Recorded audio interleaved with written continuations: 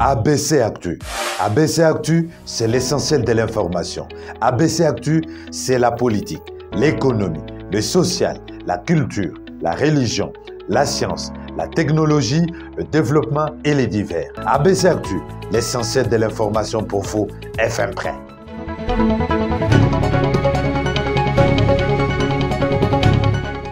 Les grandes lignes de l'actualité de la RDC, c'est tout de suite. Phénomène Koulouna, insalubrité, inondation, tant des sujets sur la table de discussion entre le chef de l'État et les bourgmestres de la ville de Kinshasa, la cité de l'Union africaine. Vous allez suivre dans ce journal. L'OGFM signe ce vendredi un protocole d'entente avec la firme Yellow, un contrat important pour le projet de construction du port sec de Kasumbalesa. Le détail que vous suivrez au cours de cette session d'information. Bonsoir et bienvenue à tous. Les comités de pilotage du Conseil présidentiel d'éveil stratégique a tenu mercredi sa troisième réunion à la cité de l'Union africaine depuis sa création en 2020. Regardez. Les peuples d'abord, ne pas qu'un slogan. Le président de la République, qui veut à tout prix matérialiser cette idéologie, a présidé ce mercredi 11 janvier à la Cité de l'Union africaine la troisième réunion du comité des pilotages du Conseil présidentiel de veille stratégique.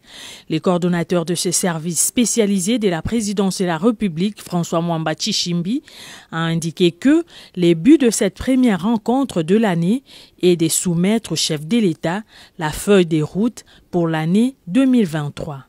Ce que nous avons fait aujourd'hui à l'ordre du jour, nous avions à présenter notre plan de travail parce que on ne se lève pas un matin, on dit voilà ce qu'on va faire, les choses se préparent et que donc nous sommes venus ici soumettre au président de la République notre feuille de route pour l'année 2023. Qu'est-ce que nous allons faire à partir du 1er janvier jusqu'au 31 décembre de cette année. Donc ce plan a été adopté, a été validé, et donc il ne reste plus qu'à se mettre au travail, n'est-ce pas? Plusieurs points ont été abordés lors de cette séance de travail, parmi lesquels la gratuité de l'enseignement primaire, la couverture santé universelle, ainsi que la mise en œuvre du programme de développement local des 145 territoires qui vise à améliorer le cadre de vie des populations rurales. Le président Félix Tshisekedi a insisté sur ces derniers points qui consistent à combattre la pauvreté et les inégalités sociales. C'est la couverture santé universelle. Mais quand est-ce que nous aurons un système de santé ici à la fois efficace et qui permettent à ceux qui ne sont pas riches, à ceux qui n'ont pas beaucoup d'argent, de pouvoir accéder à un niveau de soins qui soit comparable à celui dont bénéficient les gens qui ont les moyens. Par rapport à cette initiative-là, vous savez, il avait lancé l'idée que la maternité de nos mamans soit rendue gratuite, et tout ça, etc.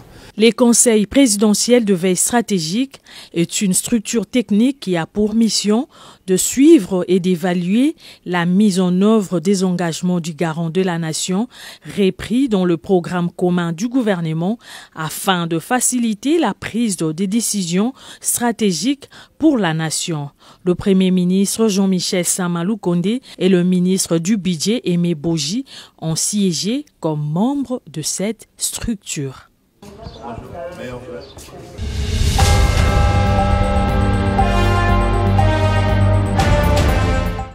Le bourgmestre de la ville de Kinshasa ont été reçus jeudi 12 janvier par le chef de l'État, Félix-Antoine Tshisekedi, à la cité de l'Union africaine. Le phénomène Koulouna, l'insalubrité dans la ville de Kinshasa et plusieurs autres sujets étaient au centre de cette rencontre. Les bourgmestres et bourgmestres adjoints de la ville de Kinshasa réunis ce jeudi 12 janvier 2023 autour du président de la République Félix-Antoine Tshisekedi Tshilombo à la Cité de l'Union africaine et une grande première depuis des lustres. Au cours d'une rencontre à laquelle ont pris part le vice-premier ministre, ministre de l'Intérieur Daniel Asselo et le gouverneur de Kinshasa Gentini Ngobila, d'épineuses questions du phénomène Koulouna et des salubrités de la capitale ont été à l'ordre du jour. Kinshasa est sorti De la liste de 25 villes les plus sales du monde, le gouverneur Ngobila l'a souligné tout en reconnaissant que des efforts consentis doivent davantage se poursuivre conformément aux directives et orientations du président de la République. Le président nous a reçus, nous tous. Il a parlé au bourgmestre, il a parlé de sa vision sur notamment la salubrité, sur la sécurité également, sur les phénomènes Koulouna. Vous savez, les phénomènes Koulouna, c'est au-delà des effets qu'ils créent à la population, au-delà des phénomènes sociaux qui créent à la population, la ville de Kinshasa, depuis notre avènement, nous travaillons sur plusieurs approches et le président a voulu donc donner le ton pour que les bourgmestres et les bourgmestres adjoints puissent prendre en charge ce travail, puissent relever ces défis de sécurité ici au niveau de communes et que les bourgmestres puissent travailler aussi dans le domaine de la salubrité. Parce que, comme vous le savez, la ville est quand même tout de même sale, malgré que le travail que nous avons abattu depuis notre arrivée. C'est vrai que nous avons sorti la ville de Kinshasa de la liste des 25 villes les plus sales du monde, mais il reste quand même un grand travail à faire. C'est ce que le président a demandé au bourgmestre, de s'impliquer dans ce domaine-là pour que nous puissions relever les défis de la salubrité. Il ne faut pas oublier que cette année, c'est une année de preuve pour nous, c'est une année électorale et nous devons entamer ces élections en ayant une ville complètement propre, comme l'a souhaité les chefs d'État. Il a souhaité des résultats positifs pour la ville de Kinshasa, qui souhaite donc aux Congolais et aux Congolaises. Photo de famille, d'abord avec tous les bourgmestres, ensuite avec les dames bourgmestres. C'est dans une ambiance conviviale que s'est terminée la rencontre.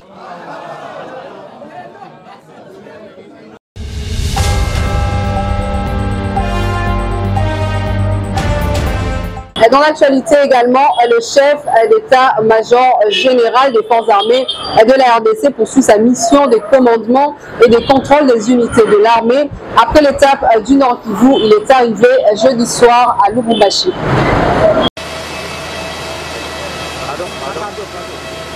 C'est au bord de l'Airbus A330 de la compagnie aérienne Fly CA que le lieutenant général Chioué Songé Sacristian, chef d'état-major général des FARDC, a foulé le sol de Lubumbashi, dont la soirée de ce jeudi 12 janvier 2022. Au pied d'avion, un accueil chaleureux lui a été réservé par les commandants de la 2e zone de défense, le lieutenant général Massunzo Pacifique, entouré du commandant de la 22e région militaire, le général-major Guillaume Smith et d'autres officiers de la place. À la presse locale, le chef d'état-major général dit poursuivre sa mission de commandement et de contrôle débutée par l'étape de Goma. Merci beaucoup à bien de Goma. Et là, je suis dans l'inspection, n'est-ce pas, des troupes et voir comment ça évolue et faire les rapports. Le général Chiwewe rendra visite aux jeunes de Lubumbashi qui ont répondu à l'appel à la mobilisation générale du président de la République Félix Antoine Tshisekedi et au recrues du centre d'instruction des Kamina. Non, c'est pour peu de jours parce que d'ici là je dois aller à Kamina pour voir les recrues qui sont là-bas et voir aussi à ce niveau on a au moins combien de recrues pour amener à Kamina. Okay.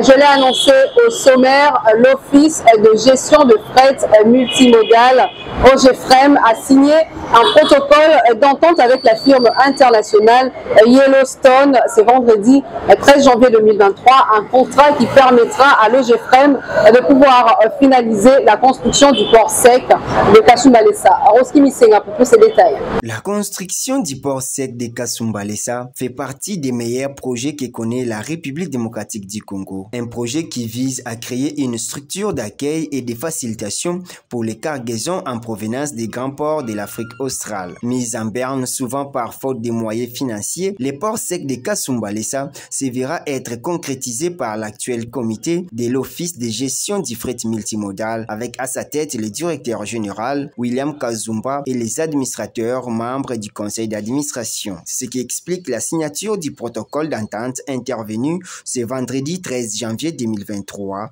entre cette entreprise du portefeuille de l'État et une firme internationale dénommée Yellowstone, en présence des deux directeurs, à savoir celui de Yellowstone et de l'Office de gestion du fret multimodal. Les représentants des deux parties ont apposé leur signature sur les mémorandums d'entente. Voilà ce qui explique la joie du directeur général de l'Ojofrem, William Kazumba. C'est que nous demandons à notre partenaire Yellowstone pour dire que dans ce projet, il y a les espoirs de tout un peuple. Et que c'est une responsabilité, une grande responsabilité que nous venons de prendre ensemble. Et Yellowstone et l'Ojofrem côté Congolais. Si ce projet n'est pas concrétisé, ça va être une grande déception pour le peuple congolais et pour les chefs de l'État qui nous appuient, qui nous accompagnent, qui nous encouragent. Rien ne manque pour que cette fois-ci, ce projet puisse être réalité. Situé à la croisée de plusieurs corridors menant à cet port maritime africain, la finalisation de ces méga-projets est une aubaine pour la population congolaise en général et le chargeur RD congolais en particulier.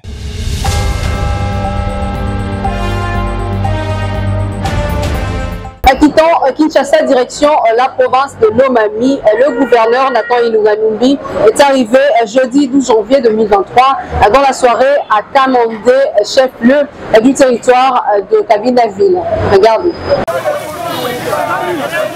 Accompagné de son vice-gouverneur Jean-Claude Lobamba Mutombo, 4 députés provinciaux avec à leur tête l'honorable président Bertos Kabedial, quelques membres du gouvernement provincial ainsi que ceux du conseil provincial de sécurité, Nathan Ilunga Numbi a été accueilli avec pompe par une foule immense amassée le long de la principale artère des Kamende, dès la rivière Mabaya, quartier Kaboya, en passant par la paroisse catholique Saint-Paul des Kamende.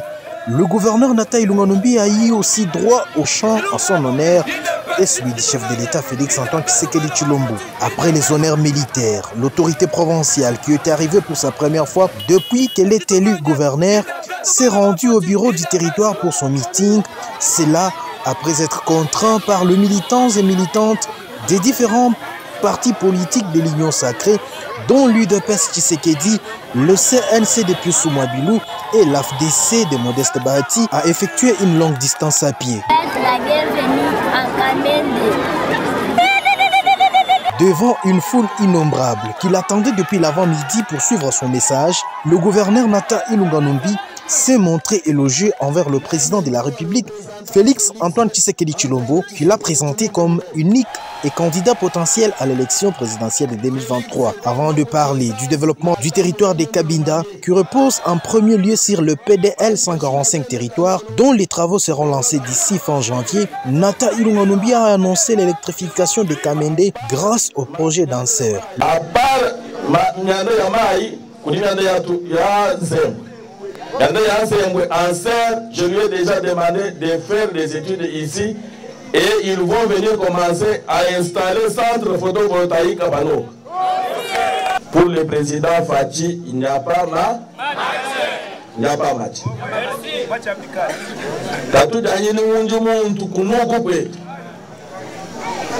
Ata udimulale kutulu. Mobugu na baku tebele candidat Félix. Ata wa ikale muto mema lufuno kwa chiki. Baku busha shi candidat shi Félix. Le premier citoyen lomamien qui a invité les habitants du coin à cultiver la paix, l'unité et la cohésion sociale a mis en garde tout fauteur des troubles et incitateur à la haine tribale. Il est de signaler qu'avant l'adresse du gouverneur, l'administrateur des territoires Léonard Kabeya Miniela, qui a fait l'état des lieux de son entité, a indiqué que sur le plan sécuritaire, la situation est calme en dépit de quelques conflits de terre.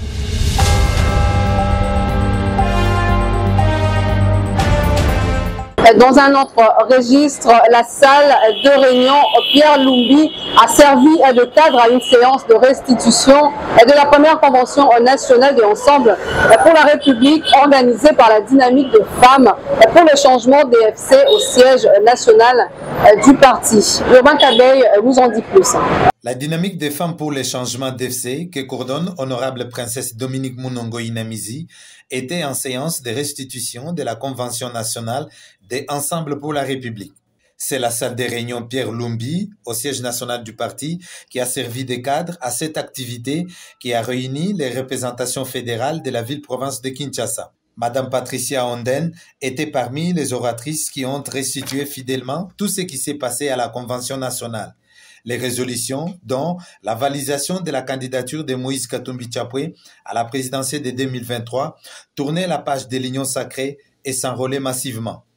C'est Madame Solange Mafouta Moukalanseb, coordonnatrice nationale adjointe en charge de la mobilisation et communication de la DFC, qui a présidé la dite séance au nom de la coordonnatrice nationale à mission.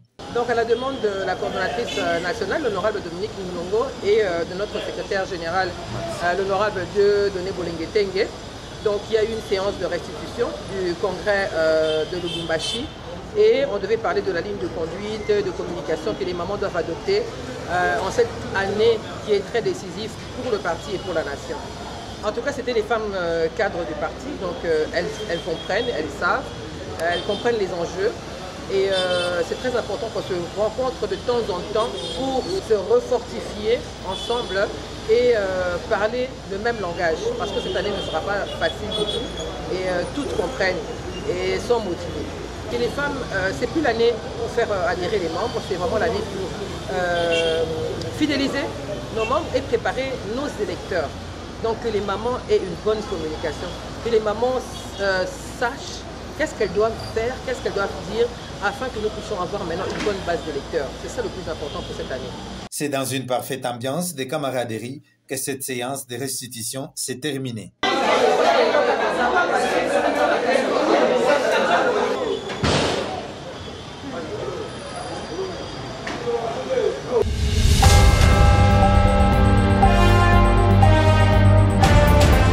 Remise officielle mercredi 11 janvier à Kisangani de notification aux animateurs de la petite territoriale de la Chopo par le vice-ministre de l'Intérieur Jean-Claude Molipé.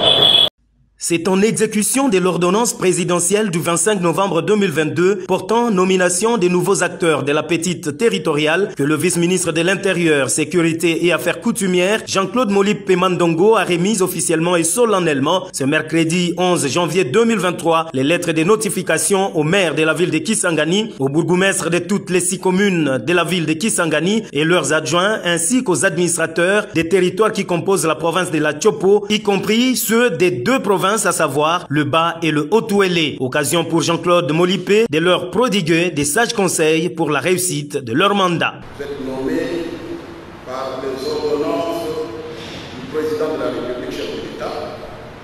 Là où vous êtes, vous le représentez.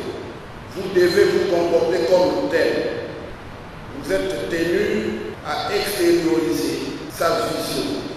Il vous donne ce mandat pour l'accompagner dans sa mission.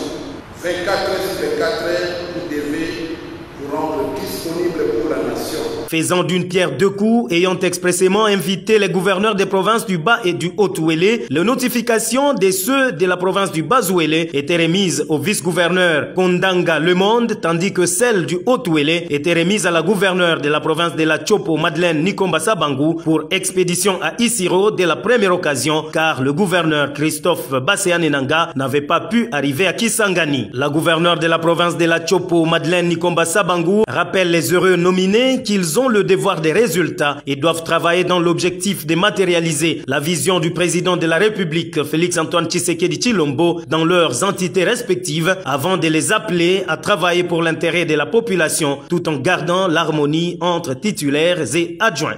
Aujourd'hui, vous êtes nommés. Vous n'êtes pas nommés pour vos familles, vous n'êtes pas nommés pour vos familles politiques, mais vous êtes nommés pour servir le chef de l'État, pour servir notre province, pour servir la base. Nul n'a besoin de vous rappeler aujourd'hui que nous sommes pendant l'année électorale où nous devons faire par tous les moyens pour que la vision du chef de l'État soit concrétisée avant la fin de cette année. Vous n'êtes pas là pour accomplir vos intérêts propres. Vous n'êtes pas là pour servir quelqu'un si ce n'était la base. Je ne vois pas pourquoi vous serez dans les discours avec vos adjoints. Nous avons besoin des actions concrètes. Signalons que tout nominé n'ayant pas été présent dans la salle passera au cabinet de la gouverneure des provinces pour réceptionner sa lettre de notification. Il ne reste plus que l'étape de la remise et reprise pour que ces heureux promus prennent officiellement leur fauteuil.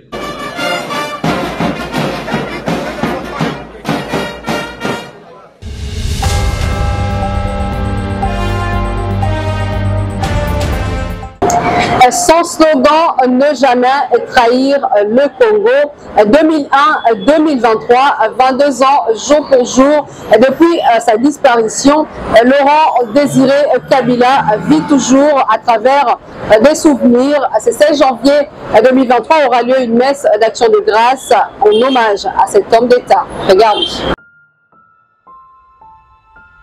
Nous voulons tous la paix. 16 janvier 2001, 16 janvier 2023. 22 ans, jour pour jour, viennent de s'écouler depuis la disparition tragique de feu le président de la RDC, Mzee Laurent Désiré Kabila, 3e président de la République démocratique du Congo, assassiné dans son cabinet de travail. À l'occasion de la commémoration de ses 22e anniversaire, la Fondation Mzee Laurent Désiré Kabila organise un culte d'action des grâces à l'église du Christ au Congo, à la cathédrale du centenaire protestant, le lundi 16 janvier 2023 à 11 h. Suivi du dépôt de gerbes de fleurs à 14 h devant la tombe de l'illustre disparu au mausolée. À 15 h, visite officielle du mémorial au Palais de Marbre. Le mémorial sera ouvert au public le 16 et 17 janvier 2022 de 10 h à 17 h au Palais de Marbre. Le présent communiqué tient lieu d'invitation. Mzee Laurent Désiré Kabila, le peuple congolais ne t'oubliera jamais.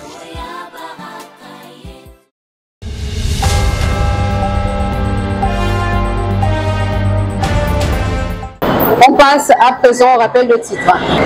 Phénomène Kuluna, insalubrité, inondation, tant de sujets sur la table de discussion entre le chef de l'État et le bourgmestre de la ville de Kinshasa à la cité de l'Union africaine. Vous l'avez suivi au cours de cette session d'information. Et puis le GFREM signe ce vendredi un protocole d'entente avec la firme Yellow, un contrat important pour le projet de construction du port sec de Kasumbalesa. Vous l'avez également suivi dans ce journal. Ce numéro d'ABC Actu est complètement terminé. Merci à tous de l'avoir suivi.